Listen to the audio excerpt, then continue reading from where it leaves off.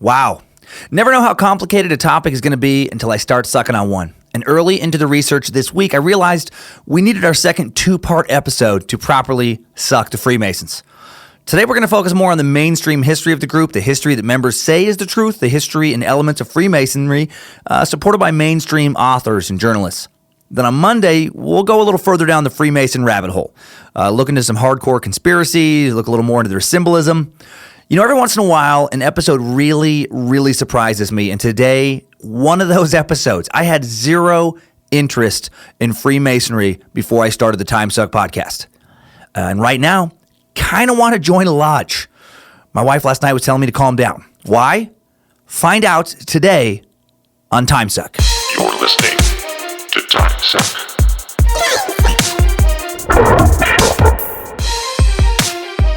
Hello, Time Suckers. Welcome to the 1500 iTunes Review bonus edition of Timesuck. I'm Dan Cummins, a.k.a. Prophet of Nimrod, teacher of the secrets that line his heavenly ballsack. What? Wait? Don't worry about it. Welcome to the cult of the curious. Back in the Suck Dungeon, the Suck Studio, the Suck Lair with Mr. Josh Krell, sweetening the sound of today's Suck so it slides right on past your lips, down your throat, right into your soul. You can suck it so good. Couple of tour dates to announce, including an unfortunate cancellation, and then on to part one of that big old Freemason Suck Fest. I'll be in Indianapolis January 5th and 6th. That is today and tomorrow. So show the fuck up. Get down here to Morty's. I'll be in Providence, Rhode Island, January 19th and 20th. And then, sadly, I will not be in Chicopee, Massachusetts on January 21st because the owner of the club I was supposed to be at has run the venue out of business. So fuck. That explains why the owner was not getting back to my agent or my manager, so sorry about that. I will get back to Massachusetts. I want to get to Boston. I would love to get back there, and that's where we're trying to set up a show. And again, I apologize. If you somehow did manage to get a ticket to that event, I was never able to properly announce it because I never listed it. You're going to have to go to the club for a refund. I believe the restaurant portion is still open. I wish I had more info. Sorry I can't be more help. I have not been, given any money or getting any information from them. So again, truly sorry. I will be in Philadelphia, January 25th to 27th, Baltimore, January 28th at Magooby's. Tickets for that are on sale now. Sorry there was a delay there. Chicago at Zany's, January 31st to February 3rd. New York City, Gotham Comedy Club, February 11th. More tour dates at either dancummins.tv, timesuckpodcast.com. Minneapolis tickets are on sale now. Stand-up shows March 2nd and 3rd, very limited tickets. Also, live Timesuck podcast Saturday, March 3rd at 2 p.m. That's all at Sisyphus Brewing. It is listed separately as Timesuck on their website for the podcast. So some people had trouble finding it. It's just right below me. You can see it listed as Timesuck. They used the original logo for their advertisement. One more thing before we jump into today's episode. You've heard me read ads for brands, like Lisa Mattress, Dollar Shave Club, Bombfell, RX Bars, Mack Weldon, and more. Amazing companies that I do truly believe in. These ads are great because they keep the show free. They keep the suck coming to you. They introduce listeners like you to new products and services that you're going to love. You get sweet discounts. It is a win for everybody. And I'm happy to have the help and expertise of Midroll Media to ensure that this show continues to have great advertisers. Very important to me. So if you're interested in advertising on Timesuck, here's how you do it. You go to midroll.com/Timesuck. You click contact to let the folks at Midroll know. They also represent other great shows like My Favorite Murder, What the Fuck with Mark Maron.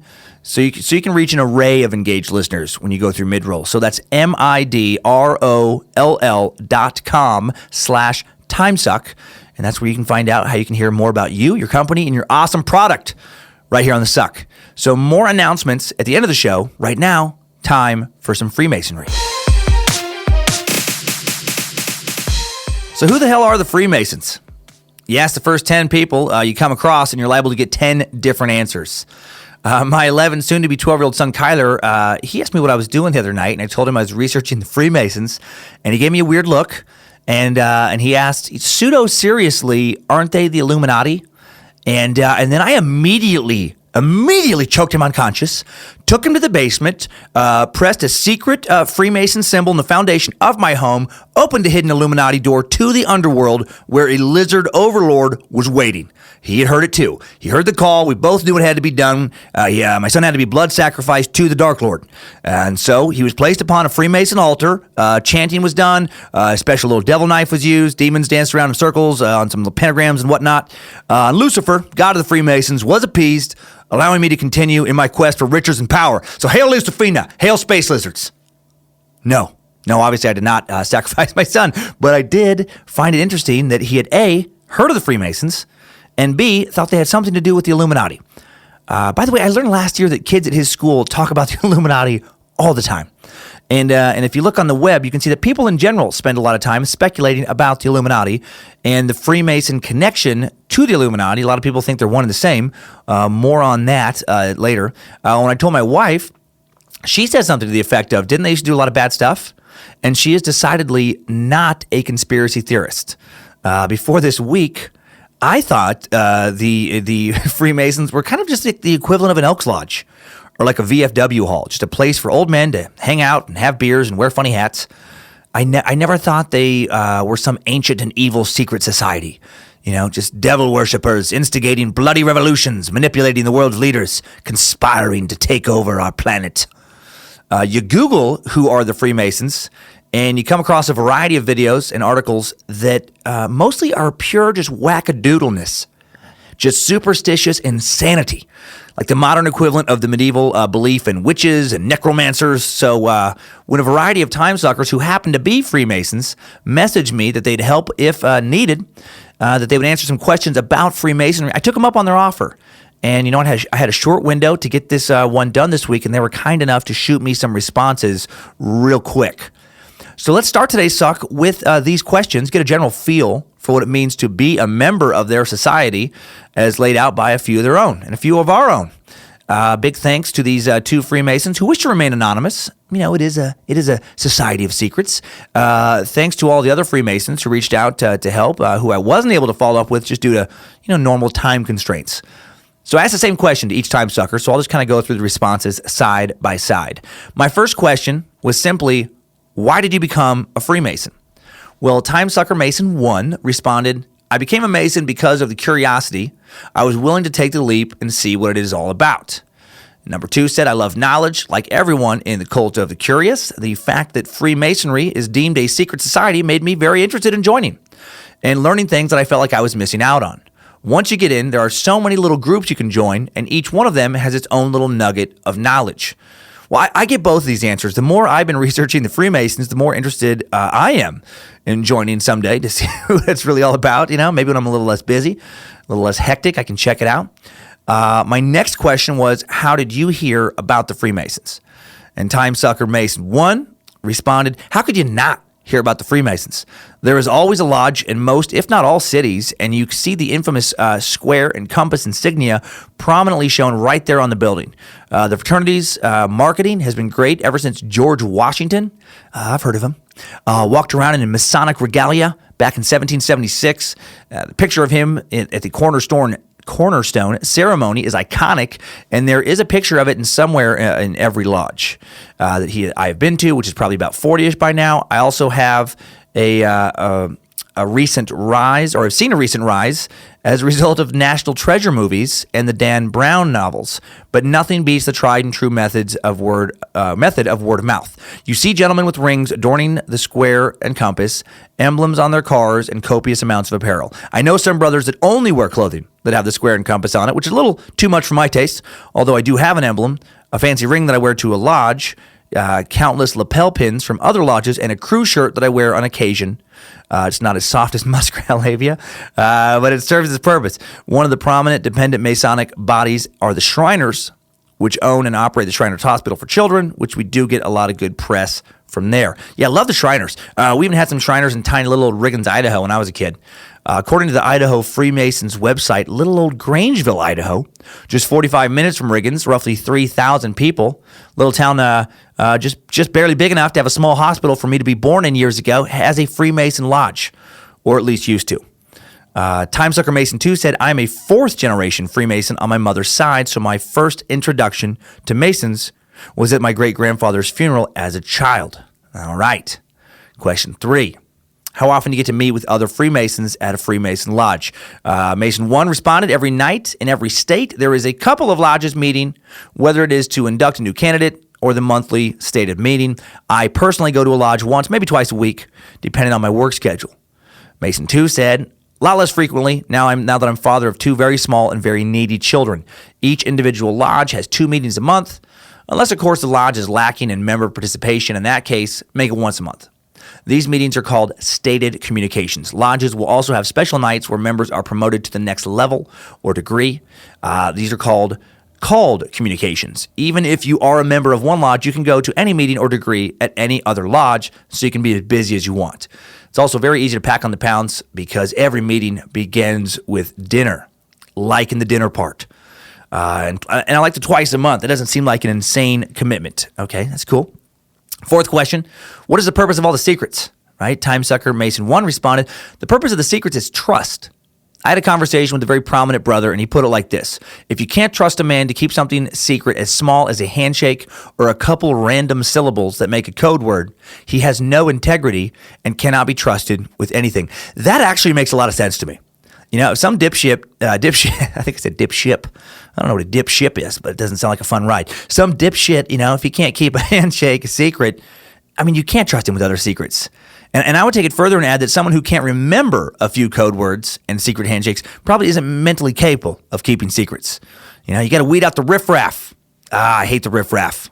I like it. As I get older, I have less and less interest in riffraff. Timesucker Mason 2 said, I honestly feel like the secrets are a survival tactic. It's really that simple. People hate feeling left out. So if you make your group's public image some secret, mysterious society, people will be knocking down your door trying to join and be part of the group. Ugh, that bodes well for the cult of the curious. I like where this is heading. You need members to participate in annual dues to be financially stable. They claim that when Freemasons were actual operative stonemasons, the secrets were the arts of the craft. That is what I also have found. They were protected to guarantee wages, almost like union rights. Everything learned in Masonry is all through word of mouth. You weren't allowed to write anything down. This is an echo from a time period where most people were illiterate. Although we still follow the verbal lesson structure, we are in a modern period of Masonry where the parables are bound around Hiram Abiff and the building of King Solomon's temple. A long time ago, when people were a lot more simple and predominantly Christian, the parables were around the building of Noah's Ark.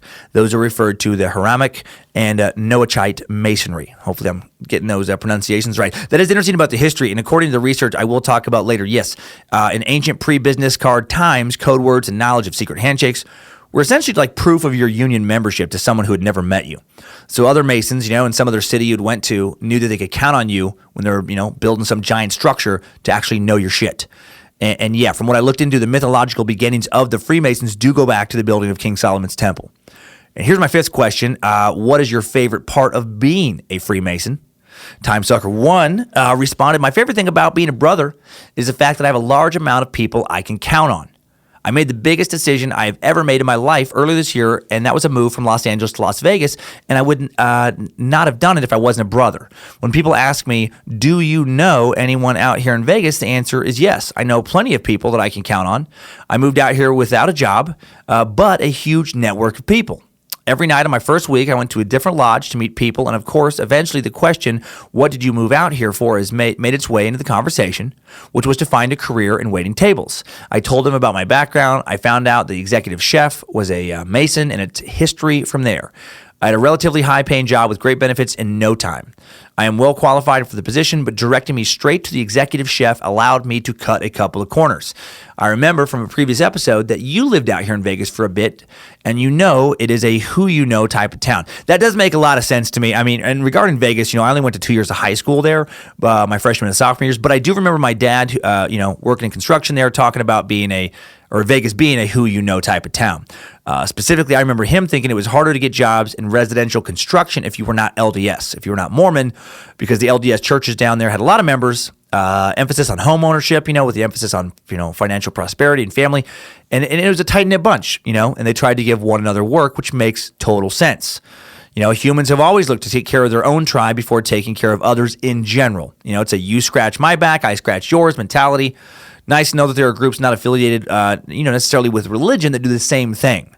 Honestly, the first real group I belonged to as an adult has been Timesuck. I was never in a frat.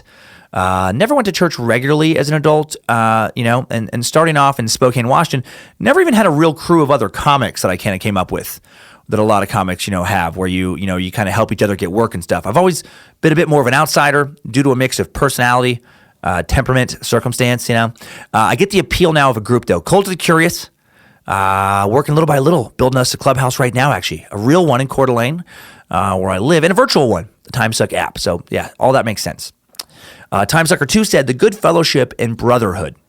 It doesn't matter what your station is in life, your politics, your religious beliefs, financial lane, or any other superfluous nonsense that we use to categorize members of society. I am 29 years old, work blue collar. I'm literally tattooed from my jawline down to my feet, and I have formed honest friendships with conservative multimillionaires in their 80s and even World War II and Vietnam veterans. In everyday life, we have absolutely nothing in common and would barely exchange passing glances. But since our first interaction let us know that we were brothers, we had common ground. The ability to form bonds as powerful as some of the ones I have made through the Freemasons is something I'm extremely grateful for. Don't get me wrong, though. The vetting process isn't always completely effective, and sometimes assholes and idiots can slip through the cracks. After you meet them, you're left scratching your head and wondering how the hell they even got in. Man, damn assholes, man. Always slipping through the cracks, right? Always sneaking in there. I do love the concept of people from different ages and different races, socioeconomic backgrounds, being able to come together in brotherhood. And by the way, on the brotherhood thing, if you think it's messed up that only dudes can be Freemasons, at least traditional Freemasons, you might be surprised to hear that I disagree. I'm all for it. When it comes to private groups, I think you should be able to put up any boundaries you want. I think that's part of living in a free society. I did a show a while back in New Jersey, and there were a group of women at the show in an organization called Mocha Moms. An organization, by the way, I was so ignorant to, I actually thought they were people who loved coffee at first, like chocolate and espresso, because I love mochas. And so I was like, oh, cool. There's some ladies that enjoy tasty mocha. No. Everyone in the group was A, a mom, and B, a woman of color. No white women allowed, and no men of any color. Now, is that sexist and racist? Well, it depends on why they're meeting, I think. If they're meeting to talk about how to destroy the lives of men and destroy the lives of white women, if they're meeting specifically to talk about how much they hate white people, and especially men, especially white men, then yes, it's a super racist group, super sexist. I still think they should be allowed to do that because I don't want to infringe on their freedoms because of my kind of libertarian views. But if they're meeting to have, a safe place to discuss issues, that you can only truly understand through living life, through the lens of a woman of color, then it makes sense to be exclusive on that level, and they should have every right to do that. But here's the thing. If it's okay for one group to set guidelines based on race, gender, sexual orientation when it comes to membership, it has to be okay for all groups. It cannot be cool for women of color to meet in private, but not cool for men of only white color. People might not like it, but that is fair. That is logical. Now, if the white dudes are inherently racist for having a white dude only group, then I guess the black women have to be racist too, right? See how that works? This is an area where I think we fuck up a lot in society. I think we think emotionally and not logically. What's good for one is somehow not okay for the other. Okay. Oh, well, this is enough of me, I guess, of pontificating on the notions of actual fairness. I just wanted to give some explanation to why I have no problem with the Freemasons not letting women join. Women can form their own club and have historically formed kind of parallel groups to the Masons. Or maybe it's one big sales pitch I'm doing, or you can join the Cult of the Curious. My club is for everyone except for disruptive assholes. You can be man, woman, black, white, orange, whatever. You just cannot be a disruptive asshole. You can even be an asshole. See, I'm even letting the assholes in. Just be a quiet asshole. Not needlessly giving the rest of us a bunch of stress. Okay. So next question: how would I join if I wanted to be a member? Timesucker 1 responded: just type your city in Freemason lodges in your city.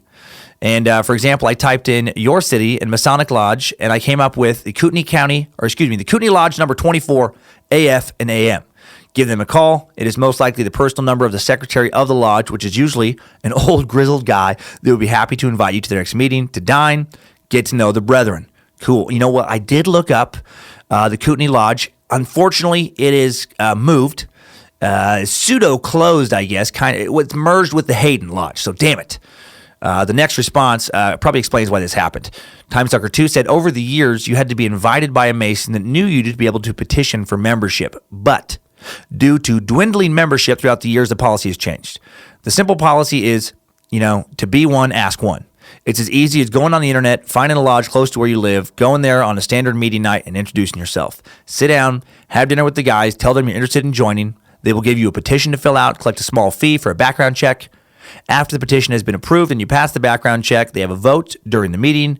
If the vote is yes, then they contact you to set up a night for your initiation. I like it. Man, damn dwindling membership. That lodge close to me probably is closed because of that. Good news, though, is, maybe they're so desperate, now I can join. I got my own club. Hail Nimrod. Final question that I posed to the two Freemasons was, why do you think there are conspiracies about Freemasons? And Mason 1 responded, because 14 presidents are Masons, including one of my favorite Timesuck episodes, Teddy motherfucking Roosevelt. Although my all-time favorite episode is Chikatilo. What is big deal? Why so popular? What's why fascination with casual way I stroke South Shemcock when mood strike? Maybe Timesucker envy freedom of Chikatilo. Chikatilo grab life by South Cock. No care for rules. No care for judgment.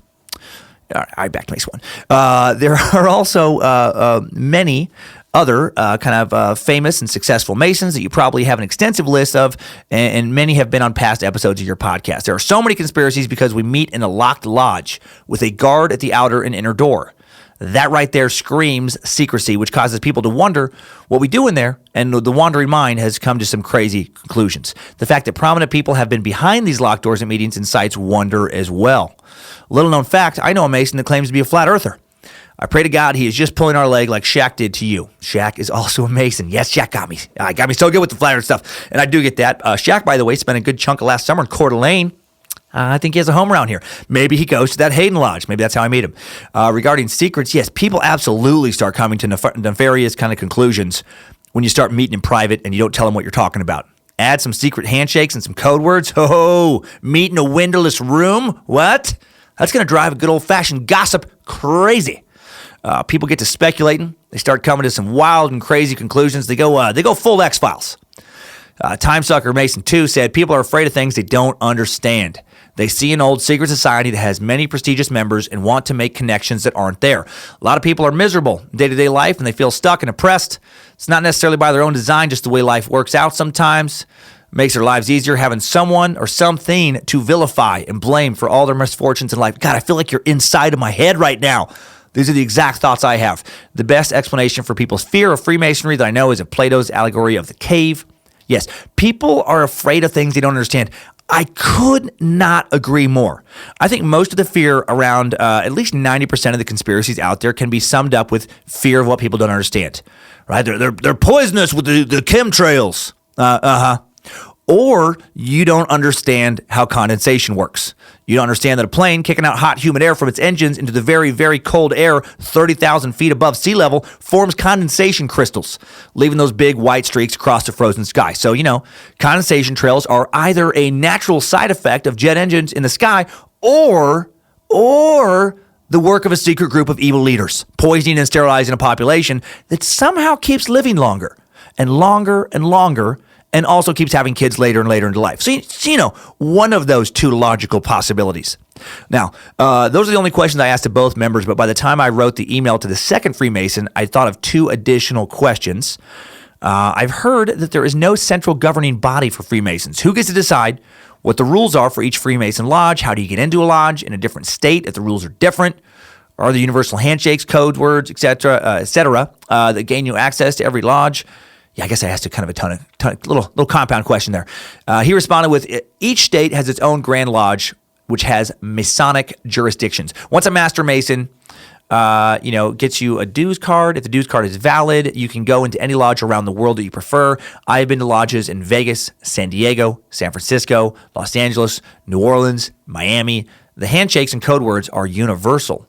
And then so I asked, has anyone ever spilled all of the Freemason secrets online? And if that happens, do you have to update all your codes, handshakes, etc.? Because that's what I was thinking. It's like, why don't someone just put the codes out there? And I love this answer. He says, yes, and I've seen the words and handshakes around, but thanks to the idiots of the internet, it is diluted and people don't know the difference between what's legit and what's not. Sorry, I can't tell you which YouTube videos are legit or not. Damn it. I wanted to know the handshakes and the codes. Actually, maybe I don't. I love secret stuff, you know? Honestly, now that I'm thinking about all this Freemason stuff, I want to come up with some secret handshakes, maybe some secret code words for being a space lizard. It sounds fun. Finally, Timesucker Mason 1 did volunteer some additional info, and here it is. He says, I know this is unsolicited, but here are a few fun facts and common misconceptions. Fun facts. The oldest reference to Freemasons is the Regius poem, printed in 1390. In North America alone, Freemasons donate $1.5 million a day to different charities and causes. There are roughly 4 million Masons worldwide. Freemasonry and its offshoots fund the following: scholarships, child language disorder clinics, free dental work, children's hospitals, cardiac research, cancer research, reptilian overlord assimilation, and many other worthy causes. That was good. Common misconceptions. Freemasonry is a giant secret superpower built on world domination. Well, in the United States alone, Freemasonry is broke up on an individual state-by-state level. This is to assure that no group gets too much power or influence. And then Freemasonry is satanic. Well, Freemasonry is designed to be non-religious. The only time religion ever comes up is on your application so that you can swear your oath to keep the secrets of Freemasonry. You can do it with a hand on the book of your faith, which I think is cool. And then religion is never supposed to come up again. If you are an atheist or agnostic like myself, then you just have to use the Bible for symbolism. Love it. A group where people of all faiths, even those with no faith, can hang out, be brothers. And they leave their polarizing thoughts on religion at the door. I think that's cool. Muslims, Christians, atheists, agnostics, others all sharing ideas and friendship. And then he adds, you have to write a goat when you join. That comes from a book that came out in the 1800s. There is no goat, just a bunch of fat old white men watching you be paraded around while blindfolded. And then finally, Freemasons are a front for the Illuminati. And then he says, we are a front for the reptilian overlords. I fucking knew it. Deep down, I knew that these Freemasons were lizard overlords. God damn it. Damn you, Lucifina, and your reptilian servants. All right. So that is what I heard from some of our very own. Now time from what I found through my research. As far as research, a research source, by the way, the best one I found by far this week was the book Freemasons for Dummies by Christopher Hodap. And I feel like a lot of people are opposed to this series of books because of the title. Some people don't want to buy a book that implies that they're dumb concerning that topic. I love those books. And before I found this one, I'd forgotten all about the For Dummies series for years. I bet I hadn't even thought about a Dummies book in 15 years. 15 years ago, I used to buy Dummies books all the time. If you're not familiar with this series, they were in a sense the original Wikipedia. If Wikipedia was a little more selective about its authors and way more thorough with their information. The Dummies books are kind of best explained by themselves. On dummies.com, if you click the About For Dummies, it says, to people who value knowledge, Dummies is the platform that makes learning anything easy because it transforms the hard to understand into easy to use. I find that to be true. Through expert, editorial, engaging experiences and an approachable style, listeners at every level can confidently use their knowledge to fuel their pursuit of a professional advancement and personal betterment. With a commitment to maintaining the highest editorial standards and a promise to continue developing new, innovative digital experiences, Dummies makes learning anything even easier. I do find that description to be very valid. Before YouTube tutorials were a thing, I bought Dummies books on HTML programming, video editing, tax preparation, how to use a Mac. What I like about them is they seem to just give kind of the best no bullshit definition. They cite solid sources. They don't seem to be partisan or otherwise biased. They cut to the chase. They give the important parts, not a bunch of the fluff. And they did not sponsor this episode, by the way. I just respect what they do. And out of the many books I casually looked at and considered using as a main source for this episode, The Freemason for Dummies easily stood out as the most informative, comprehensive, least biased. I leaned on them a lot. So who are Freemasons? Well, the dictionary on my MacBook says a Freemason is a member of an international order established for mutual help and fellowship, which holds elaborate secret ceremonies. My Dummies book says it's a society of gentlemen concerned with moral and spiritual values and is one of the world's oldest and most popular fraternal organizations. Freemasonry is a fraternity of men bound together by oaths based on the medieval stonemason craft guilds. Masonic laws, rules, legends, and customs are based on the ancient charges, the rules of those craft guilds. Voltaire, Mozart, George Washington, Winston Churchill, all members, as were 9 signers of the Declaration of Independence and 14 U.S. presidents. Still feels kind of vague and mysterious, though. Well, it is a bit vague and mysterious by design. Remember, there's no central governing agency, with Freemasons, at least none that they claim. Freemason conspiracy theorists claim otherwise. However, I was able to wrap my head a bit more around Masons by digging into how they began. Way back in medieval times, possibly even all the way back, all the way back to like pre-biblical times, there were Masonic orders that sound comparable to today's trade unions to me. The very earliest Masons were vessels of academic knowledge in a time of rampant ignorance. In ancient times, knowledge was doled out only to a small minority of royals, nobility, members of wealthy families who supported their rule, the scholars who taught all these people. Rulers, generally have always understood that knowledge is power, and ancient rulers were not about to go setting up a public school system so that, peasants could figure out that they were for sure being horrifically exploited. Knowledge was a valuable thing, still is, but, it was harder to access historically, and it was something to be guarded. If you were the best blacksmith in town, your family isn't going to starve come winter. You have a valuable skill set that you can use to provide a good home and food for your family, and you can pass on that knowledge of your trade to your kids so they can do the same for their families. Well, one important early skill was masonry. A mason being one who builds with and works with stone.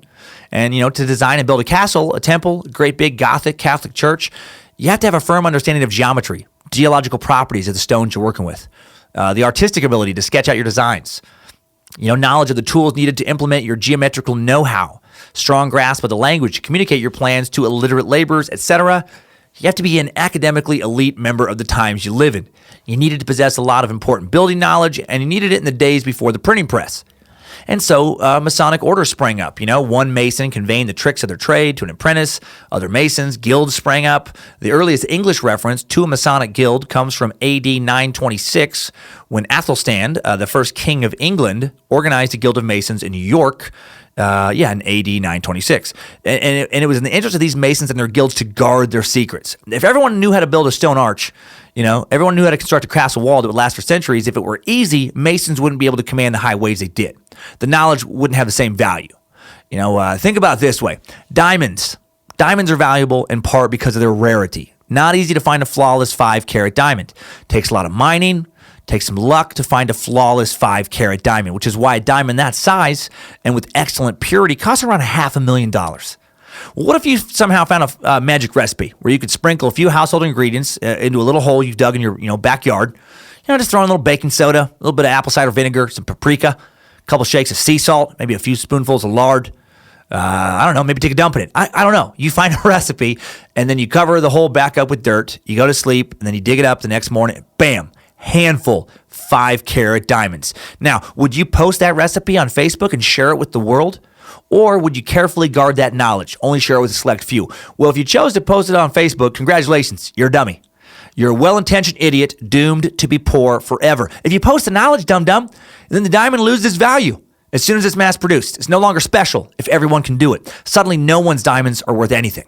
Keep that knowledge to yourself. Sell a handful of those diamonds each month, you're suddenly wealthy beyond your wildest dreams.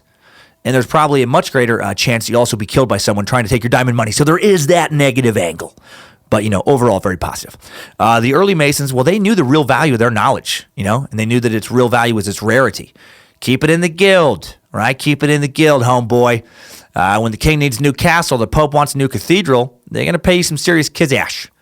Why did I just say that? I'd written down money and I went with kizash. Like suddenly my brain just slipped into a wormhole and it popped back out just for like one word in 1991.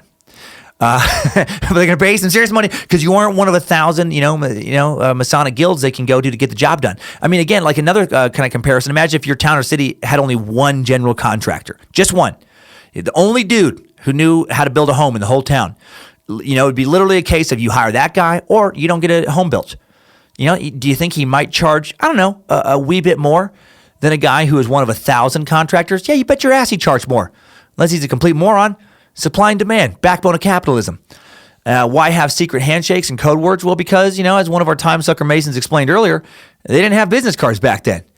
Masons, just like every other tradesman, sometimes travel for work, and if he created symbols and codes, one Mason could prove to another in a city he just relocated to that he knew how to get the work done without having to build a fucking gargoyle or something, to show like, ta-da, I can do it. The secrets were for one Mason to let another know that he possessed sacred building knowledge. And some of that early building knowledge, by the way, is still somewhat secret today. In some ancient architecture cases, we still don't know exactly how early builders knew how to create the architectural wonders that they did. They were that good, and they guarded their secrets that tightly. These early Masons, when you're talking about the history of Freemasons, are known as operative Masons, the Masons who actually built shit, the ones who actually worked with stones. And their mythical origin does go at least as far back as King Solomon's Temple, the greatest and most magnificent monument to man's faith in God built during the biblical era. Now, the temple rumored to hold the Ark of the Covenant, which held the actual tablets God gave to Moses that contained the Ten Commandments. The Wailing Wall in modern Jerusalem is alleged by some to be the only remaining evidence of this ancient structure. And I say alleged and mythological here, not to be dismissive of religious beliefs, but only to be true to documented evidence. Archaeologists still have not found definitive, for sure proof of King Solomon's temple. It's just not sitting over there in Jerusalem out in the open like an Egyptian pyramid or a Roman temple for everyone to kind of see and be like, yep, for sure, there it is. And operative Masons existed in various guilds for God knows how long before historians kept track of them. When did they get organized into some sort of order that resembles the Freemasons of today? Nobody knows for sure because, the history that the group has kept to themselves, there is a little bit of secrecy there. There's conspiracy. There is, again, lack of, proper written documentation in ancient times. And we will dig into the conspiracy of how long they've been around and what they've been up to, again, more in part 2 on Monday. The oldest document regarding Freemason rituals, as one of our time suckers claimed, is the Regius manuscript, the Regius poem, also called the Halliwell manuscript. It's a long poem of 794 verses, intended to determine in full detail the duties and obligations of stonecutters and masons, layers to the craft of geometry. It is considered the oldest of the 100 or so ancient old charges or ancient regulations for the governance of masonry in Britain. And it bears no date, but its turn of phrases and its content suggests that it was written by one or even several, scholars or clerks a few years before the establishment of the Anglican Church of England in 1534 as a counter-argument to a statute of 1425 which outlawed the annual congregations and confederacies of Masons. The fact that it is written in rhyming verse also makes its kind of manuscript unique. The context, the grammar, and style of writing indicate that the Regius manuscript was written in Shropshire and is consistent with the abandonment of the Norman customs of the court of England. This connection that it was 1361 that King Edward III decided to abandon his ancestors' Norman language as the official one.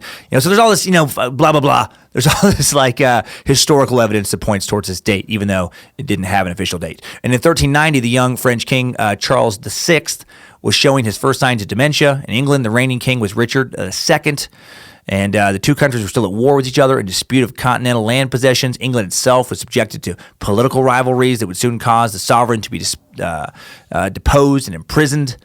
And the document, originally thought to be written around 1390, recent historical studies have dated it in the first quarter of the 15th century. It was mentioned in 1670 in the inventory of John Thayer. It was shelved in the Royal Library of King George II, who donated it in 1757 to the British Museum, forming the beginnings of the British Library. So again, a lot of history around this document. Let's just kind of get into a couple examples of it. Here's how it goes, and I will not read nowhere near all the verses because it's painfully boring, but it goes like, anyone who will look can find written in old books this story of great lords and ladies. They had many children, but had no income to support them, whether in town or field or woods.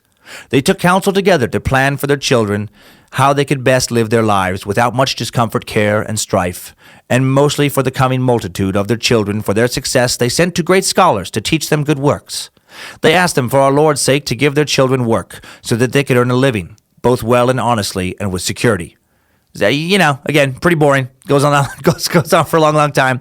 Here's a little more. Kind of gets into the masonry. Furthermore, he ordered that he should be called master, so that he would be most honored. He should be called that, but Masons should never call one another among themselves within the craft subject or servant, my dear brother, although one is not as skillful as another.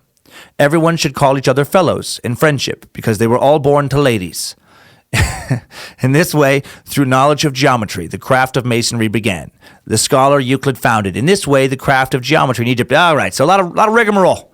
A lot of you should do this, and you should do that, but this is the basis of a lot of modern Freemason kind of pageantry. And, so there you have it. A group of dudes, good at building shit, care a lot about the profession, want to protect their livelihoods. So how did that transform into the, one of our time suckers using membership in Freemasons to get a job as a waiter? Nothing to do with building. Let's talk about speculative masonry. 16th and early 17th century England was an especially rough and confusing time for the average peasant. Series of religious wars shifted the royal family's allegiance back and forth between Catholicism and Protestantism. One day you're getting burned at the stake for being Protestant. The next you could be executed for being Catholic, a heretic. Sometimes the Protestants even went to war against each other. Some days it was okay to be a Calvinist. Other days, you could be a Lutheran, sometimes Anglican. And then later in the 17th century, the Age of Reason hit England. Science became the new religion for many. The scientific method was their God. Some nobles and peasants stopped looking only to God for the answers to their lives. It was cool to be a nerd. And some Masonic orders in England and Scotland began to admit non-Mason members to their ranks. Dudes who did not know shit about building shit. In 1660, the Royal Society of London had its first meeting. In 1663, it would be known as the Royal Society of London for Improving Natural Knowledge. The group was fully supported, revered by King Charles II. Many of its members were early Freemasons, such as Robert Moray, Elias Ashmold, Dr. Jean Desagouliers, Sir Christopher Wren. And these crazy-ass looking wig-wearing motherfuckers drank tea, and they discussed the important intellectual matters of the day. And they didn't just answer the most questions, with some form of, because God said so. And that pissed a lot of religious people of the day the hell off. And they started to be looked at as possible devil worshippers, right? Sometimes, historically, that really is all it would take. It was just as simple as, do you believe that the Bible has every answer to every important question you have in life? No? Then you are a devil worshipper. What? No. I don't believe in the devil. I'm definitely not a devil worshipper, which is exactly what a devil worshipper would say. You either believe in the Bible or you worship the devil. Those are the options. You're with us or you're against us. For Jesus or for Satan. Make your choice. I choose not to participate. This is very intense. Exactly what the devil wants you to say. Walking away from the light and walking into the darkness. And if you think I'm picking on Christianity right now, I am not. It's just the history that relates to the speculation about today's topic. Historically, it is what it is. A lot of Christians have seen the world's souls as falling into one of two and only two categories. Those who worship the one true Christian God and will rejoice in heaven and listen to, harps or smooth jazz, or maybe a little Michael motherfucking McDonald. So many promises never should be spoken. Now I know what loving you costs. Now I know what talking divorce. And we weren't even married on my own. Okay, that's all I got. Suck it, suckers. That was a little taste of heaven for you. Yep, that's how it sounds up there. That was pure angel music right there. I went way too high at the start of that, by the way, and I got trapped, and I couldn't go higher. So there was the people going to heaven, and then there was the people who, whether they realized or not, were on the devil's team, and they were going to burn in hell in a lake of fire forever. There was no third destination, and that's why some conspiracy theorists argued that Christopher Wren and other Masons were Satanists, which is especially ironic for Wren, considering he designed a total of 53 London churches, including the majestic St. Paul's Cathedral London, which I've been in, is just a awe-inspiring building. So the satanic origin rumors really are odd, considering that the main employer of Masons were Christians. Catholics especially built a lot of cathedrals using Masons, and all that early building is why the symbol for the Masons is a square and a set of compasses, the tools of an architect.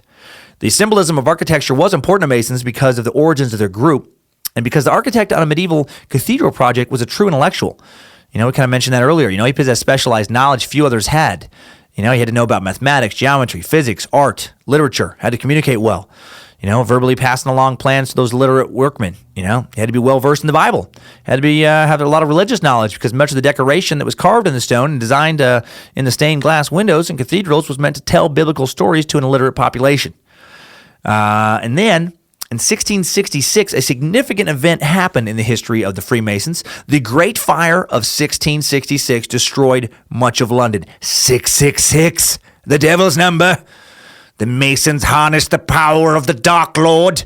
They were able to conjure the very flames of hell to burn the city down and rebuild it in their own nefarious image, full of buildings with little Mason symbols hidden throughout them, transform these buildings into hell portals, so the Dark Lord and his minions could occasionally transport themselves to the surface of the earth, and you know, they could eat fish and chips sometimes, because the Dark Lord loves his fish and chips, and so does Lucifina. She loves a good plate of bangers and mash with crispy peas and that sweet onion gravy. The Dark Lord's Freemason plans are working. Keep pretending it's not real while demons slowly take over London. It's been a very slow takeover for some reason. It's been over 350 years since the fire, and London still doesn't seem to be a hotbed of demonic activity, but whatever. It's going to happen. It's almost as if it's all a bunch of wackadoodle nonsense. But anyways, after the fire, the Masons, such as Christopher Wren, rebuilt the city. Lots of masoning going on all of a sudden. So much masoning. And the demand for all of the rebuilding, combined with the Age of Reason, really fueled membership in the Masons. Early lodges are springing up all over town. It was, it was a real sausage fest in that town. A lot of dudes hanging out with other dudes, having drinks, talking about dude shit. In the late 17th, beginnings of the 18th century, more important Masonic history happens. Masonic lodges at this time are meeting in coffee houses or ale houses, generally named after the places where they would meet. And then in February 1717, the Rummer and Grapes, the Crown, the Apple Tree, the Goose and Gridiron Lodges all gathered at the Apple Tree Tavern in Charles Street in Covent Garden area of London to discuss who exactly had the dumbest fucking group name. And the Goose and Gridiron won in a landslide. We have the silliest name. No, the groups met to discuss the future of Masonry in England. 3 lodges were made up of mostly operative Masons with a few accepted gentleman members. Some gentlemen. But the Rummer and Grapes, that was almost entirely a gentleman's lodge with a handful of noblemen thrown in. You know, they had a solid gentleman to nobleman ratio. That fella, he has the soft hand. He's a gentleman. He has the gentle hands, and over there, with the man with the slightly larger hands, he's noble. I don't know why I went to hand size there. They wanted some rules and regulations. They wanted to gather a big group every year for a celebratory feast. They wanted to see to it that Masonry increased its membership. The one thing they did not want was for the Freemasons to become just another eating, drinking, and carousing club, like many such clubs popping up all over London. Clubs like the Beefsteak Club. The Turf Club, the Carlton, the Guards, the Pratts, the Crooked Teeth, the Pasty Calves, and the Giant Adams apples. I made up those last 3, but I think they sounded no less made up than the other real ones. To accomplish proper organizing, the Rummer and Grapes decided to form a governing group known as the Grand Lodge. The lodges met again on June 24th, 1717, St. John the Baptist Day, at the Goose and Gridiron Ale House in St. Paul's Churchyard. Under the shadow of a great cathedral, they elected Anthony Sayer, a real motherfucker, a real asshole. No, I don't know anything about him, other than he was a gentleman member of the Crown Lodge, and he was the first Grand Master of the Grand Lodge of England. And Freemasonry was changed forever. The new Grand Lodge announced that it alone claimed the right to charter new lodges of Masons in England. The original lodges were numbered 1 through 4. New lodges were numbered sequentially as they signed on into the Grand Lodge of England. Got a little order now. It's not all chaos. Now, of course, the lodges of Masons outside of London found this news to be somewhat a surprise. You know, it was kind of like Christianity after Martin Luther's Protestant Reformation. Everyone suddenly has their own ideas on how to run shit. The Scottish and Irish lodges were completely unimpressed by the la-di-da British presumption of authority. Typical 18th century Brits, telling the world what to do. So irritating. They remind me of me, a modern American. Anyway, up to this point, all that had been needed to start a lodge was for 10 Masons to agree to do so, as long as they adhered to the ancient charges. The old rules set down in works like the Regius poem and the Regius manuscript. This new Grand Lodge had taken a pretty bold step in claiming sweeping powers. Predictably, soon caused an argument or two. One of the first things the new Grand Lodge did was to go after more nobility as members, figuring to give them some prestige. Star power, not just an American invention. The Duke of Montague became the 4th Grand Master in 1721. And he sat in that lodge and he put his pinky out and he sipped a fuckload of tea. That's what I picture the Duke of Montague doing. Just so much tea. Just so much pinky out. Pinky always out. Tea always hot. Wig always on. Eventually, more royalty arrived in the form of the Duke of Cumberland, brother of King George III. The Duke of Cumberland became Grand Master in 1782. Always the surest way to establish itself as being more respectable, noble, and more than the run-of-mill social clubs was to prove ancient pedigree. So Freemasonry was no longer for stonemasons, but it was still connected by a legendary trail back to those early Masonic lodges, charted by old King Athelstan back in 10th century York. Its mythical origins went back to King Solomon and even before him. Early Masons made sure to make this ancient connection prominent. So, creating symbolism based on the ancient Masons, gives a group a little more pop than its rivals. So while the ancient link to Masons is somewhat real, it also feels very manufactured, in the 18th century, just made up kind of for show. Although Masons won't reveal their secrets, I highly, highly doubt that any ancient stoneworking or mystical knowledge has ever been revealed in the little Freemason lodge, for example, of Grangeville, Idaho. I doubt a couple old, white small town men in Grangeville, Idaho are trading secrets of how to build the fucking pyramids using their Illuminati minds. Highly doubt any babies were sacrificed so that moderately successful Grangeville, Idaho County farmers could continue to be moderately successful and make that moderately successful farming money. Yeah. 1723, another important year in Masonic history. A Presbyterian minister named James Anderson, directed by the Grand Lodge to write a history of the craft and outline its rules. First published in 1723, the collected work was known as The Devil's Guide to Everything. No, it was known as the Book of Constitutions and contained a new and improved version of the ancient charges. Ever since that time, most modern lodges and Grand Lodges have been governed in a general sense by the basic guidelines set down by James Anderson's work. One of the most important and revolutionary rules is the first one. It reads in part, "In ancient times, Masons were charged in every country to be the religion of that country or nation, whatever it was, yet it is now thought more expedient only to oblige them to that religion in which all men agree, leaving their particular opinions to themselves, that is, to be good men and true, or men of honor and honesty, by whatever denominations and persuasions they may be distinguished." This policy was revolutionary for the times. Freemasons required a belief in God to become a member, but no questions would be asked about the member's personal religion. To further cement this requirement, Masons referred to God in their rituals as the grand architect of the universe. From this point on, Catholic, Anglican, Presbyterian, Calvinist, Puritan believers all welcome to join, as long as they kept their religious arguments and prejudices to themselves. Even non-Christians were allowed to become Masons. Jewish people began to take an interest in the fraternity. Again, revolutionary to have so many people from so many walks of life come together in friendship for the purpose of advancing academic and scientific knowledge. Early members of this initial organized Freemason lodge in Britain, and I guess the lodge is, brought Freemason teachings and then the lodges to the rest of the world through British colonialism. For example, as Britain settled what is now the United States, they also brought over the teachings and organization of the Freemasons, because a lot of those early colonists were members. By 1730, official Freemason lodges had been established in Philly and Boston. 1775, a free African-American named Prince Hall set up the first African-American Freemason lodge in Boston, lodge number 441. However, many American Freemasons, despite Freemason brotherly love ideals, just as racist as most people back then, and the original African-American Freemason Lodge and other lodges were constantly losing their charters and then regaining them only to lose them again. Finally, in 1827, a group of men formed their own Grand Lodge and began charting their own members. It was eventually named the Prince Hall Grand Lodge, and today there are more than 250,000 members belonging to roughly 4,000 Prince Hall-affiliated lodges. Again, like kind of Christianity, they're breaking down into many different factions and denominations over the years. Freemasons have done the same. Perhaps the most famous American Freemason of all is Bojangles.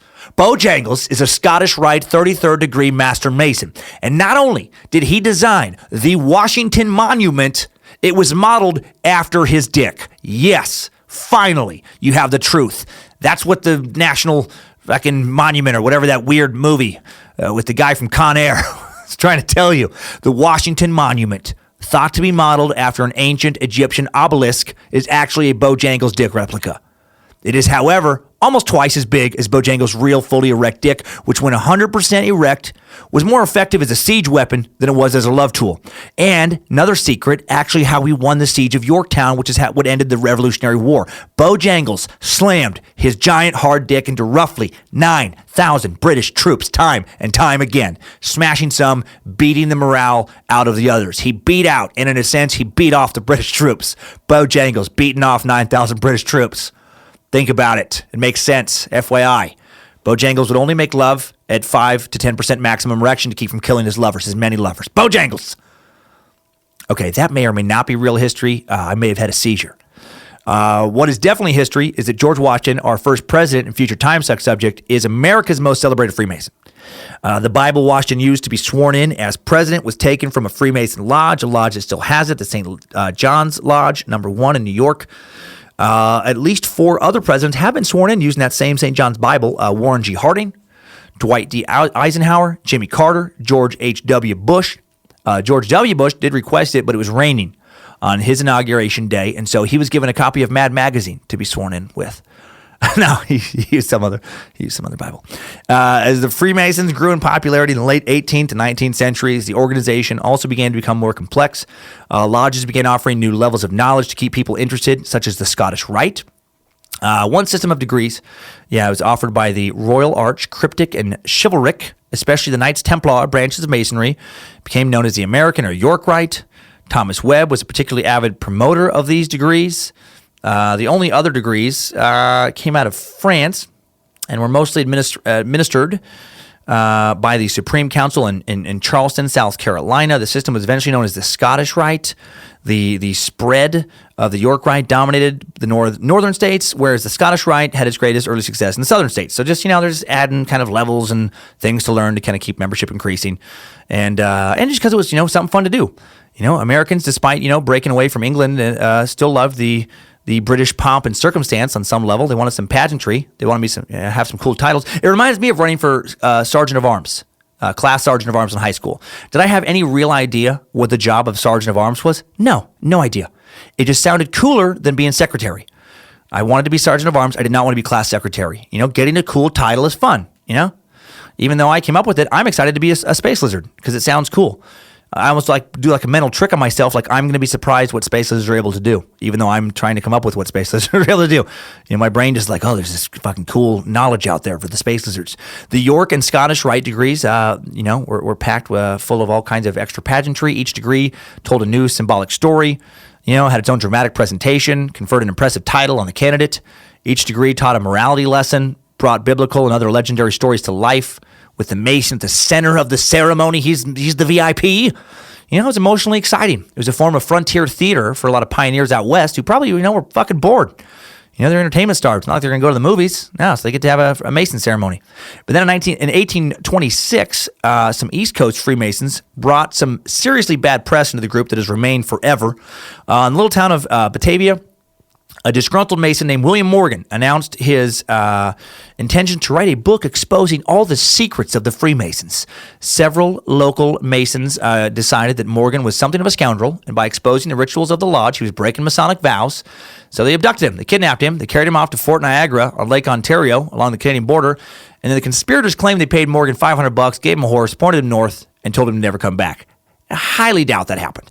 Highly doubt they just gave some dude they hated $500, which is a lot of money back then, and sent him on his way. That makes no sense. Guessing they probably killed him, and there would be speculation that they just fucking threw him in the lake. Whatever happened, Morgan was never seen again. 26 men were indicted in connection with his disappearance. Only 6 were ever tried, none on murder charges. And then it was discovered that the prosecutor and many of the jurors were Freemasons, and the trial resulted in very lenient sentences. Dun, dun, dun! The trial became national news. The public believed that Masons had killed Morgan according to Masonic ritual and then cheated justice by receiving short sentences from their Masonic friends who controlled the courts and the government, including, the governor and Freemason DeWitt Clinton. Man, the Clintons, always up to something. The DeWitt Clinton is probably the grandfather of both Bill and Hillary. Probably has something to do with satanic molestation, Pizzagate. The drama sold a lot of newspapers, despite rumors of other crimes in the years since. This 1826 incident remains the only authentic case in history of Freemasons seriously accused of murdering a member who broke their vows. And so what if they did? I think it says more about those particular members than it does, or maybe that particular lodge than it does about the international organization as a whole. Well, the public of 1826 disagreed with me, and hysteria broke out when Morgan's book, Masonic Secrets Revealed, was published after his disappearance and or death. 100 anti-Masonry meetings were held in New York in 1827 alone. On St. John's Day, 3,000 protesters marched to the Freemason Lodge in Batavia, attacking the Masons inside, looting the building. No demons or dead bodies or satanic goats were discovered.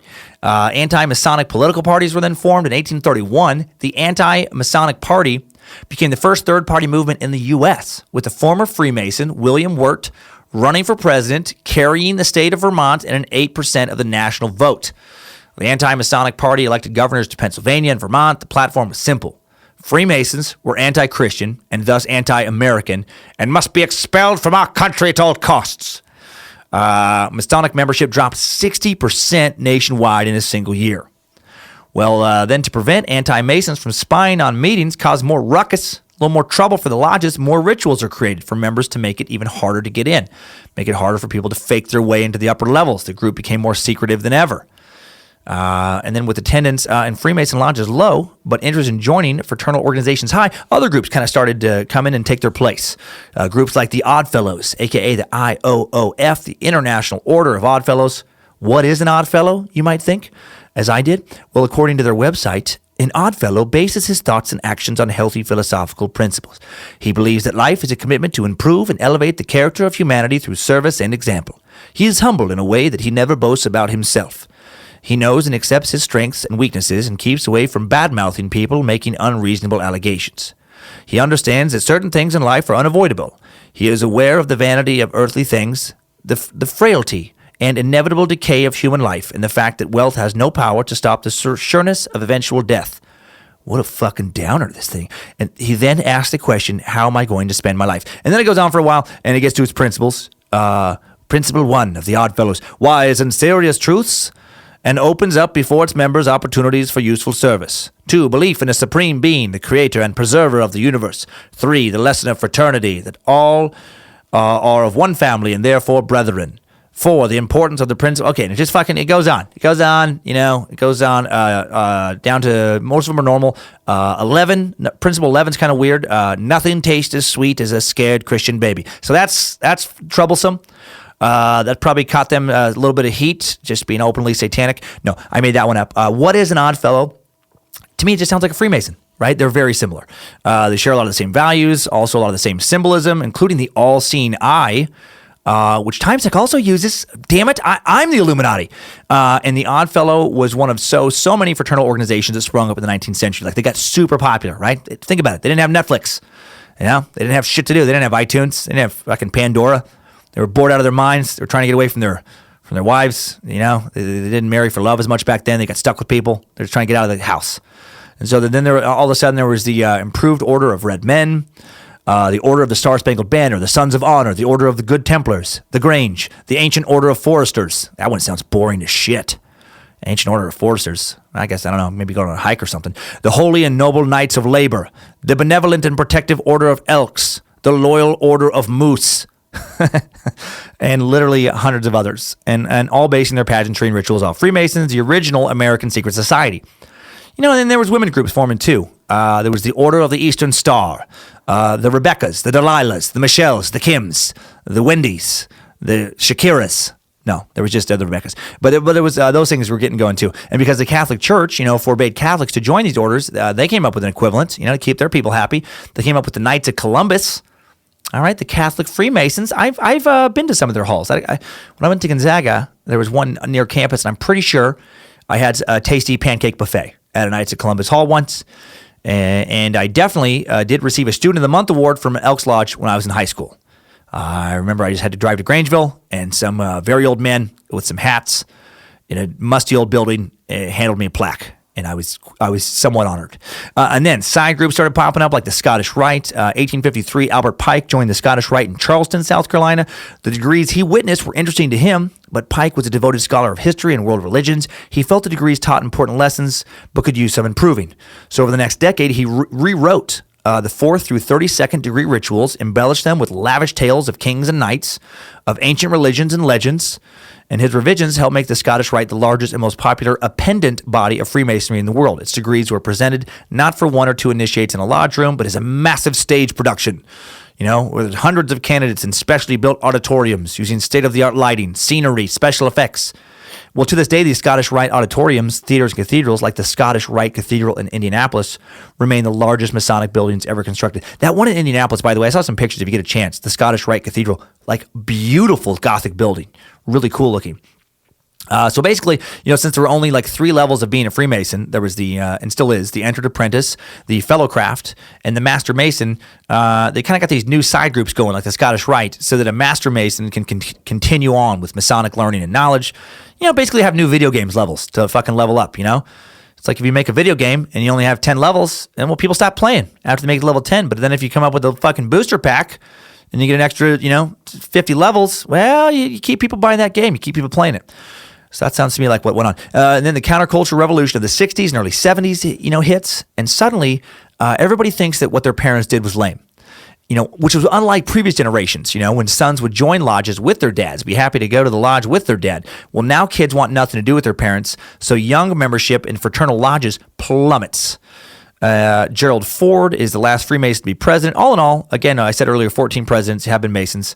The full list is George Washington, James Monroe, Andrew Jackson, James Polk, James Buchanan, Andrew Johnson, James Garfield, William McKinley, Teddy motherfucking Roosevelt, William Taft, William Harding, FDR, Harry Truman, and Ford, as we said earlier.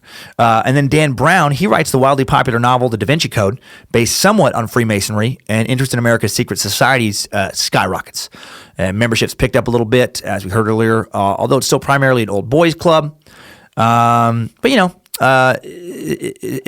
who knows, in the everybody knows everything about you Facebook culture we now live in, maybe the pendulum will swing back. I think it might, and more people are going to crave membership in Masons, groups like the Freemasons, because people are going to want a secret life because our lives are so public now. All right. Well, that is it about it for part 1. As far as a basic overview of the Masons, we will dig much further into the outlandish conspiracies that surround them in part 2. And for a little taste of what that may look like, let's check in right now with the idiots of the internet. Idiots of the internet. To find today's internet gold, there's gold in these here threads, I tell you. Riches to be uncovered. My nominally idiotic babble to be presented and mocked. Man can make his fortune in these threads, I tell you. There's so much gold. Pure idiotic nuggets of tomfoolery. Well, to find today's gold, I YouTubed Freemasons Exposed. And then I filtered it by the highest view count. And I found a video titled, Watch This, all caps, before joining Freemasonry. Everything Exposed, all caps, published by the scariest movie ever on December 12, 2014, over 3 million views. And the video description reads, let me tell you a story of a man that reached the highest level of Freemasonry, rubbing elbows with presidents, celebrities, politicians, the elite, and why he decided to walk away completely, all caps. The veil lifted on these dark rituals. Please, all caps, share this with anyone you know that may be a Freemason or are thinking of pursuing Freemasonry. Right when they go into the beginning of these, when they say like rubbing elbows with presidents, plural, celebrities, get the fuck out of here. Like where would all those people meet in the same lodge? You complete moron. Okay, so we know it's nonsense. I hope we all know that. And then it's also posted in the category of education, which I find hilarious. And 20 seconds into the video, big letters on the screen, comes a statement: Freemasonry is a slow indoctrination into Satan worship. Okay? And then it makes a reference to the word Lucifer showing up in some Freemason literature. Somebody was named Lucifer. That's proof that Freemasonry is without a doubt satanic. It is. So I guess, is it proof that I'm satanic? Because I made up the thing Lucifina, which I just thought was a funny, evil character in the show. God, it's a bummer. It's a bummer that I'm satanic because I have no interest in Satan. Or even believe in him. So, which is, that's a bummer that I have to now worship someone that I don't like if they are real and don't happen to believe it. Oh, man. And then he talks about the Shriners, because those guys got to be satanic, the people who give free medical care to very sick children and save their lives. The Shriners of Shriners hospitals. I guess they reference Muhammad as God in one of their rites. So they're of the devil. I always get so tired of that association that people try to make, some people, between Islam and Satanism. Just fucking stop it. It's just so inflammatory and nonsensical. And then the video goes on to describe how all the major religions are given equal weight, which again is satanic. And then it's more of the same. Freemasons don't value Jesus above all, so they're the work of the devil, blah, blah, blah. But I'm glad this video was made because it has led to gold. So many good comments. The first one I'm choosing to add here is a comment made by user Lebotuntun. It's fucking the names people pick for YouTube. It's ridiculous. And Lebotuntun posts in all caps, "So much bull dust." I love it. Bull dust. And the profile picture is a man of about my age. If you are a grown-ass man using replacement words, go fuck yourself. Why are you so fucking scared of some silly four little words, you ignorant dick fuck? Think about the kind of brain you must have, you must possess to believe that there is an all-powerful God who created this amazing universe we live in, created everything in it. Think about how complex and beautiful and nuanced our world really is, but this omnipotent being, they want you to say bull dust instead of bullshit. Like that's what they're concerned about. Children are dying of AIDS in Africa. They contracted through being sodomized in a war zone, but shit. That's what gets God's gander up. Holy fuck, you and I have so very little in common, if that kind of world makes sense to you. User Bernie on Fleek posts something to remind us that there are plenty of good people in the world. Bernie on Fleek posts, "What an incredibly well-written piece of fiction. This man has used an instrument to bash a group of people whose sole existence is to help each other in business and do good works in the community. Just wonderful." So you can hear the sarcasm there. And then right underneath, user Joel Fry quickly reminds us that there also are plenty of idiots. This is funny to be on so many levels, this post. User Joel Fry says, "From Jesus for him, I say fuck all Masons, the devil and all entertainment and big pharma. They should all be highly ashamed to ashes. Literally. That includes all false churches on Sundays." Well, man, so many people are going to be ashamed to ashes. I've never heard that phrase before. Wow, Joel. All entertainment, all Freemasons, fake churches, and randomly big pharma should all burn in hell. And I love the fuck all Masons from Jesus, right? Like that would ever happen. Just, hey guys, I got a message from Jesus. Jesus told me to tell you guys, and I quote, "Fuck all Masons." Yeah, because that's so Jesus-like for him to say. And then we got even, and by the way, actually, before I move on, that whole thing of like wanting people to burn in hell, that's so wicked. Like, okay, and just all people in entertainment. So if someone decides to go into acting, they should, when they die, burn forever. That's such an intense punishment. Like, I don't know if you've ever burned yourself. I have burned myself in a variety of ways in my life. So painful. And usually when you burn yourself, you just touch something for not even a full second because your body immediately recoils and then you just feel the pain. Imagine burning all of the time. Like how horrific truly of a punishment that is. And you're going to wish that on somebody for being, like a pharmaceutical salesman. You are an idiot, Joel. Such an idiot. Okay. And then we get even more nonsensical with user Jorma Terez, who posts, this is just pure wackadoodleness. Okay, it's going to sound nonsensical because that's just what happens to be written. The Masons is Judaism for the Goy, and Judaism is the worship of Baal and Saturn equals Satan. So you are tricked to worship Satan, as in the Catholic Church of today, it is a Masonic organization, as is Islam, as is any government on earth. All religions are anti-spiritual and evil. Wow, what a weird world you live in. Let me get this straight. All religions, all governments, the work of Satan. So he's won then. I mean, if someone takes over every religion and takes over every single government, I would say that they've won. So why are you even posting anything? Why aren't you just, shouldn't you just be like curled up in a corner crying and hiding from the many, many, many Satanists that surround you at all times in your reality? Are you just killing time on YouTube, waiting to die? Waiting to be killed by so much Satan surrounding you. It's a wonder you even find the time to type anything. It's amazing you found the strength to buy a computer or a smartphone or whatever the hell you use to make it to the internet.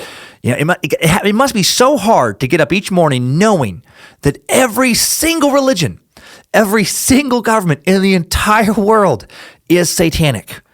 So, how come you aren't satanic? How did you escape all this? And how come you aren't offering to help the 2 or I guess maybe 3 other people in the world who aren't also minions of the Dark Lord? Who types shit like this? Do they work? Do they have a job? Do they have friends? Are their friends as dumb and paranoid as they are? Just so many questions. So many paranoid religious fanatics in this particular comment section. User Adrian Kovlowski posts, Masons worship Satan. The eye of Lucifer they parade is proof enough.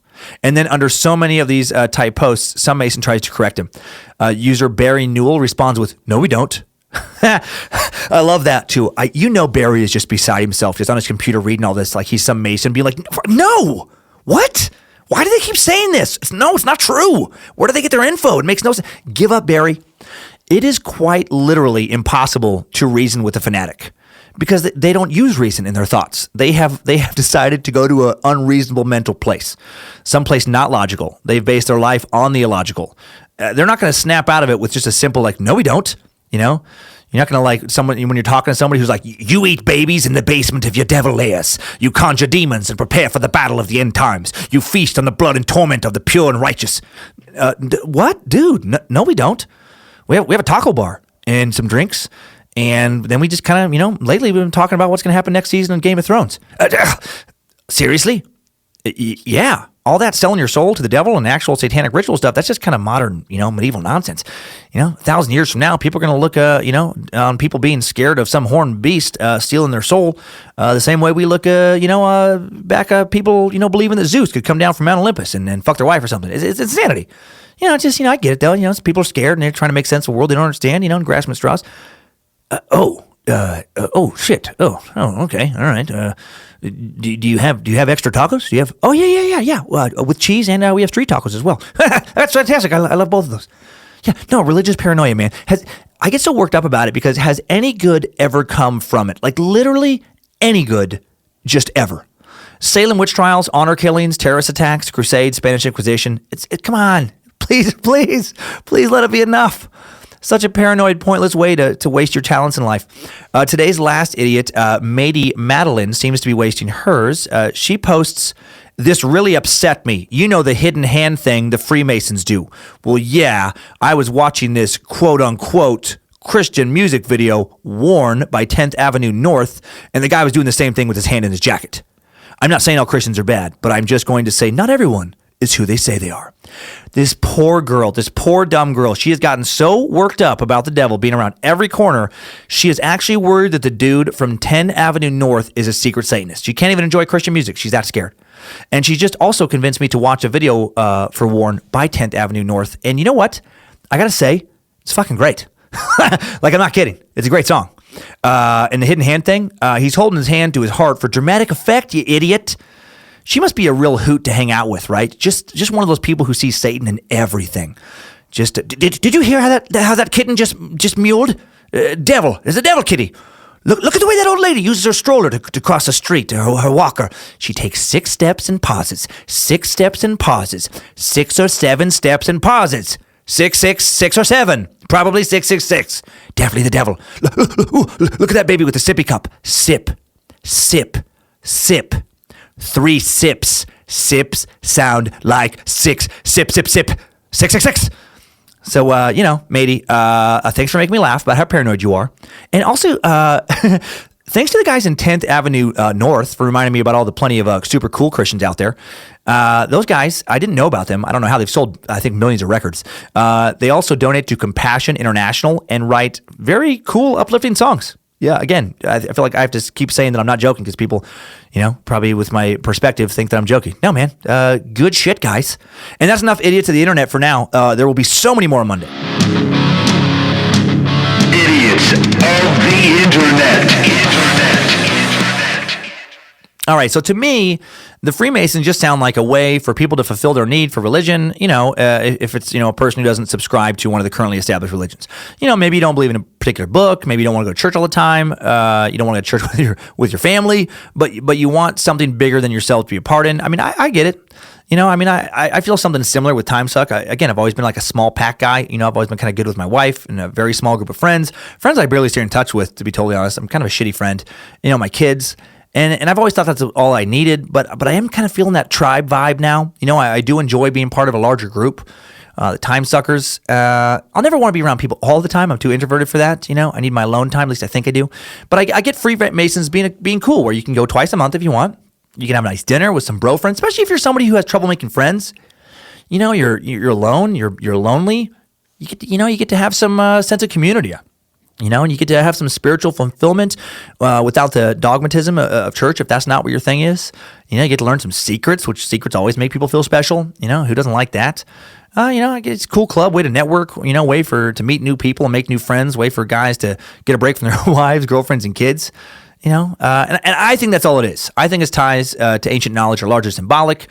What I don't think it is you make it, far enough, you make it into some inner circle and you gain world-dominating insights. I don't think that. I think that if that was true, there would be no ethos of Freemasons from various walks of life hanging out.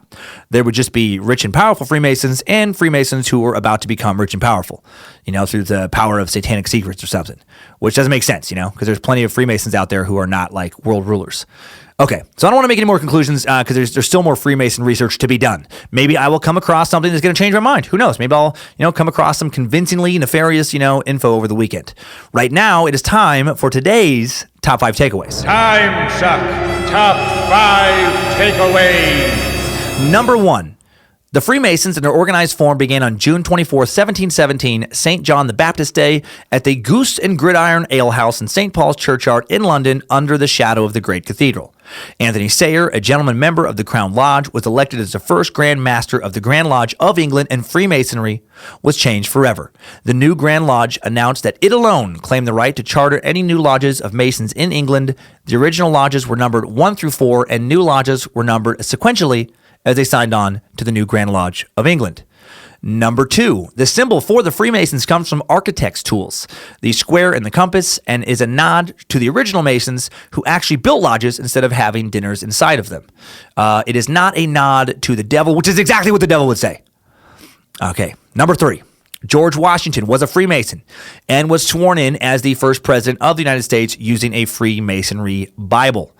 Number 4, being a Freemason is basically giving yourself a place to go to church for people who don't want to go to church, but still want to go somewhere and get some rituals. It's a less churchy church from what I've gathered so far. Number 5, new info. Let's talk about the cornerstone ceremony. That's what a lot of people know about Masons. Because of their heritage as builders of cathedrals and other public structures, the Freemasons have historically performed a special ceremony at the laying of cornerstones for new buildings upon request. In modern times, these events are barely noticed by the public, but in previous centuries, the laying of a cornerstone for a new building was a very big festive celebration. In the case of the courthouse, city hall, or other major government building, parades were often held, speeches were given. Freemasons would symbolically lay the cornerstone. My God.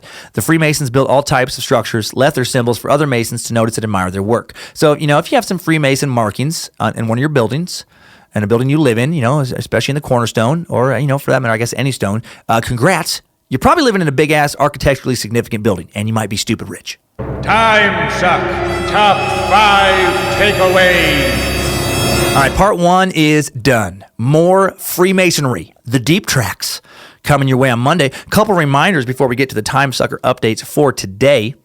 First one is February 24th, Coeur d'Alene, Idaho, beautiful Idaho, the first Space Lizard event, meeting at the Suck Dungeon. Are you curious? I hope so. Let's hang. Let's have fun. For the details on how to score an invitation, follow at Secret Space Lizards on Instagram. Our very own event coordinator, Harmony Velikamp, will be announcing how to win this Friday, January 5th, right after this week's Bonus Suck episode. Gonna be fun. If you don't already, listen to Timesuck on the Timesuck app, show notes, podcast player, and more. Starting in February, it's going to be the place where you'll be able to download and listen to The Secret Suck.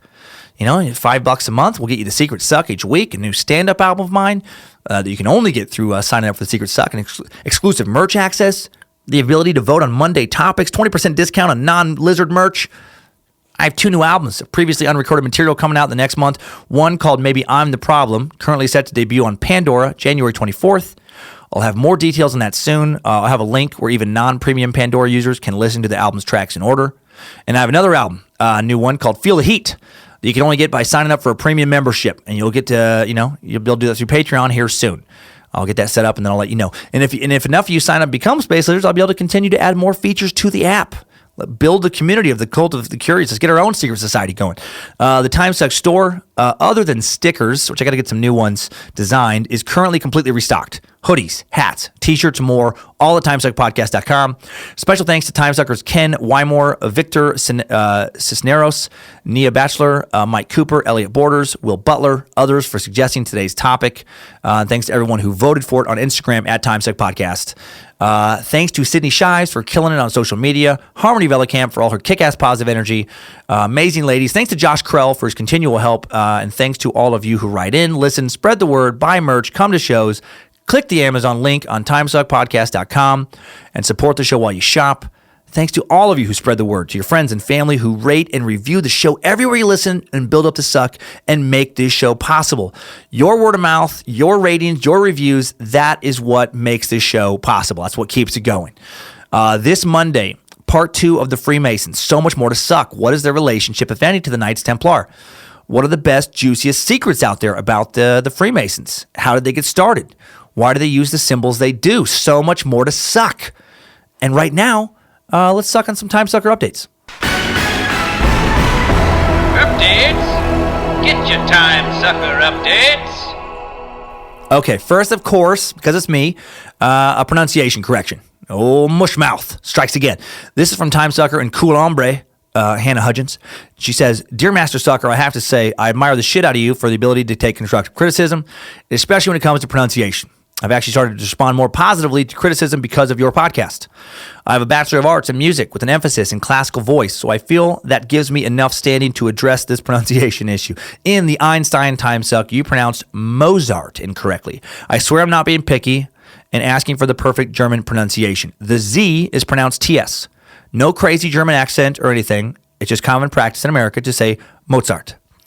And you know what? I thank you for sending that in, Hannah, because earlier in this episode, Mozart came up and I hit it the right way.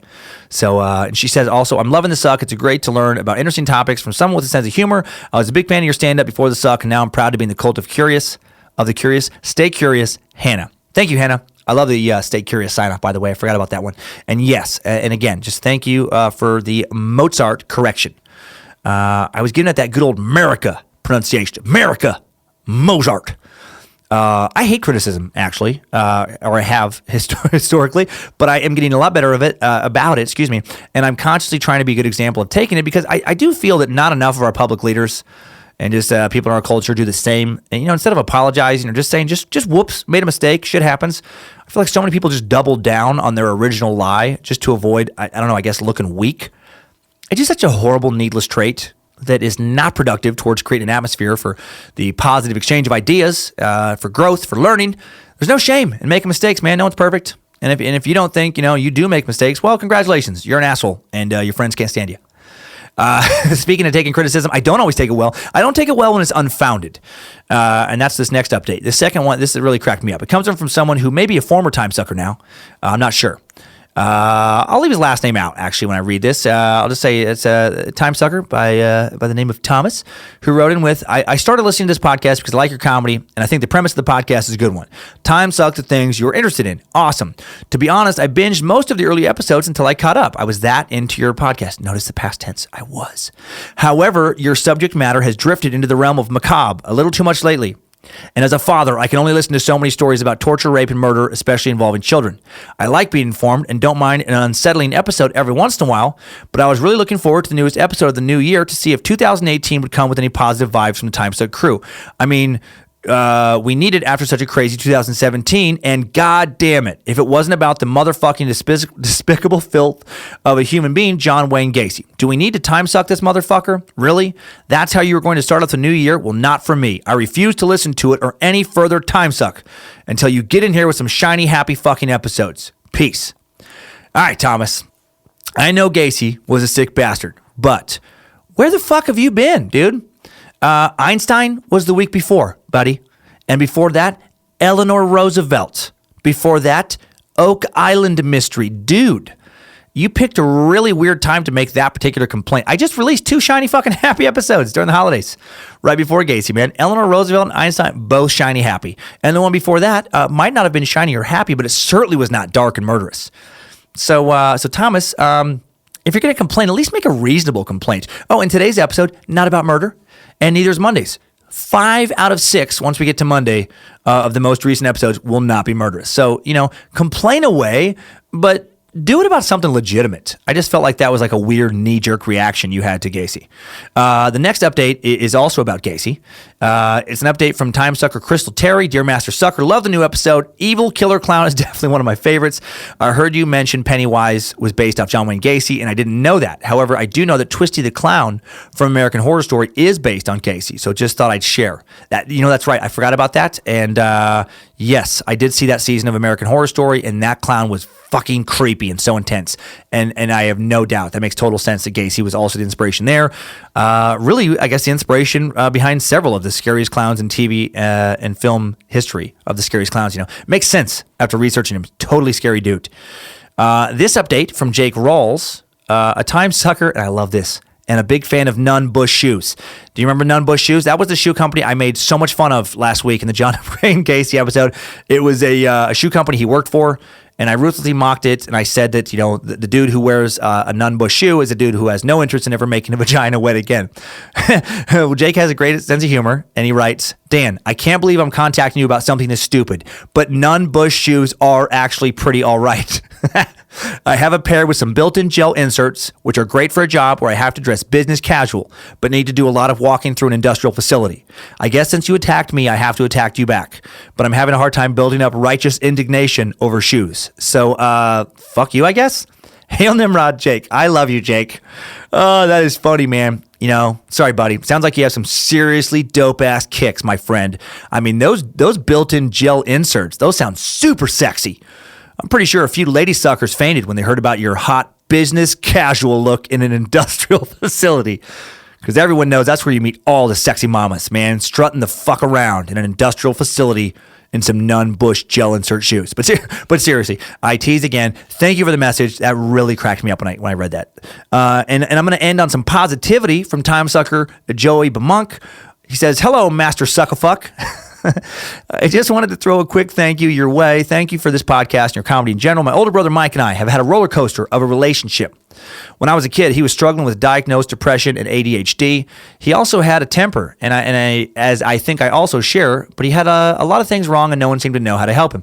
So after he got rid of his awful girlfriend, who for a while turned him into a different person, but somehow I idolized him the entire time. I dressed like him. A lot of the mistakes I made were made impersonating him.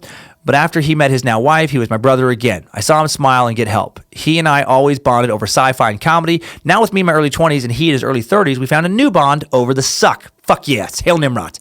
I too struggle with the things he did as a kid, but I had help. So I want to thank you for being his. Creators like you keep my brother. And without that, I wouldn't have my fiance, my own place, or the self-confidence I have now. So thank you so much. I apologize for the length of this. Don't apologize. But I've thought about writing in since I began listening. Thank you, and Hail Nimrod. Well, you know what? Thank you, Joey.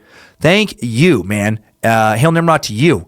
The love is reciprocated, man. I really feel it from you guys. I give you something to talk about with your fam, your friends, your bro in this case. And then when you send these messages, you send that mojo back my way. And then I try to put it into the next show. And even if I'm a little sleep deprived, it boosts me up. And just thinking that this stuff actually matters. So thank you. Have a great weekend, dude. Talk to your bro about some Freemasons, and Hail Nimrod. Next time, suckers. I needed that. We all did.